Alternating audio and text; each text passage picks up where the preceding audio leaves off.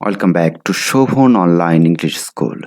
যে সকল শিক্ষার্থীরা 2023 সালে এসএসসি, দাখিল, এইচএসসি ও আলিম পরীক্ষায় অংশগ্রহণ করবেন, সে সকল শিক্ষার্থীদের ইংরেজি দ্বিতীয় পত্রে নতুন একটি টপিক সংযোজন করা হচ্ছে। সেটি হচ্ছে ফর্মাল লেটারের জায়গায় কমপ্লেন লেটার ও নোটিশ।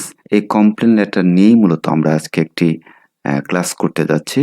শিক্ষার্থীরা, আজকে যে কমপ্লেন লেটারের সাবজেক্টটি আমরা নিয়েছি সেটি কিন্তু অত্যাধিক গুরুত্বপূর্ণ।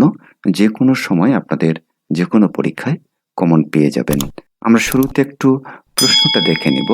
প্রশ্নটা যেভাবে হবে, সাপোজ মনে করেন you are an inhabitant of village Puran Ramgarh in Baganbazar union parishad in the district of Chittagong. Chittagong ডিস্ট্রিক্টের বাগানবাজার ইউনিয়ন পরিষদের পুরান রামগড় গ্রামের আপনি একজন বসবাসকারী। The roads of your village have been damaged during the recent flood.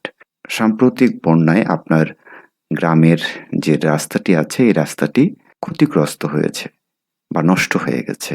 Now write a complaint letter to the chairman of your union পরিষদ for repairing a damaged road. এখন chairman বরাবর আপনাকে একটি অভিযোগপত্র দাঁড় করতে হবে, মানে কমপ্লেন লেটার লিখতে হবে এই ক্ষতিগ্রস্ত রাস্তাটি সুন্দর করে নির্মাণের জন্য। শিক্ষার্থীরা, এই ছিল আমাদের প্রশ্নটি। আমরা সরাসরি এখন উত্তরে চলে যাচ্ছি। শুরুতে আপনারা যেভাবে লিখেন বরাবরই অ্যান্সার টু দ্য কোশ্চেন নং।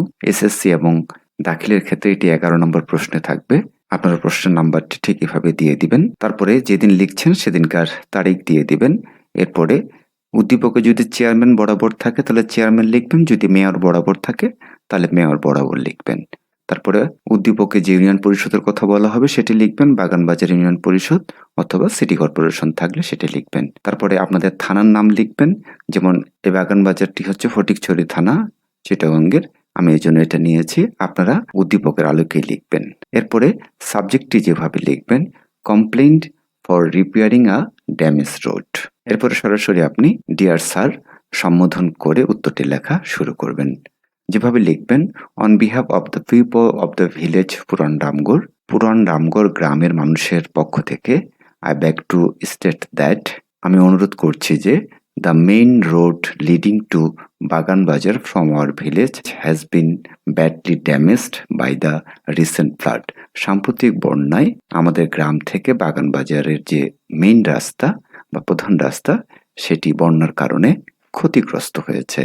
About 5,000 people live in this village. প্রায় 5,000 মানুষের বসবাস এই গ্রামে।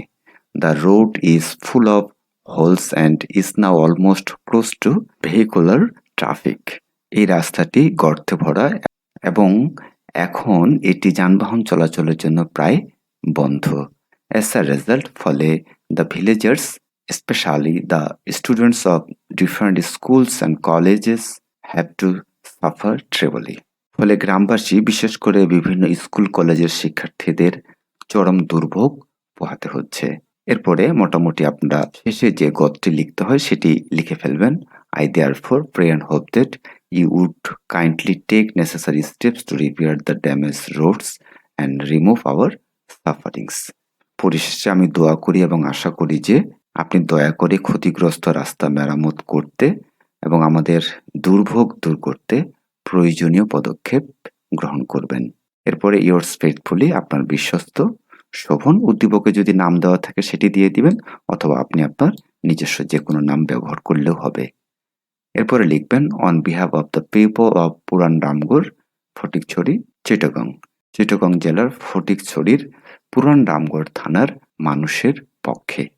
এরপরে আর আপনাকে কিছু লিখতে হবে না।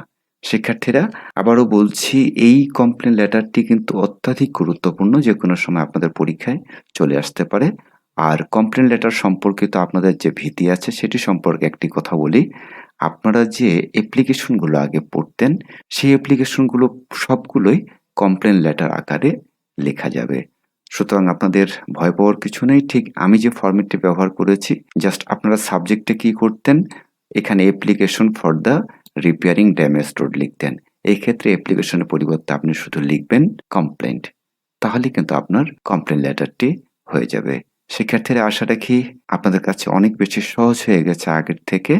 ভালো লাগলে শোভন অনলাইন ইংলিশ স্কুলের সাথেই থাকবেন। সাবস্ক্রাইব করে পাশে থাকা নোটিফিকেশন বেল আইকনটি প্রেস করে দেবেন, যাতে পরবর্তী ভিডিও আপলোড করা মাত্রই আপনি পেয়ে যান সবার আগে।